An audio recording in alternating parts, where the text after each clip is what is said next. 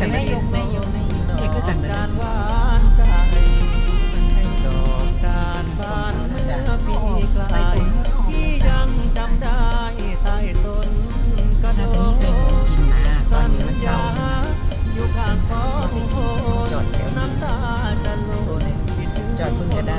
ไปจอดมันคือจอดนี่นะ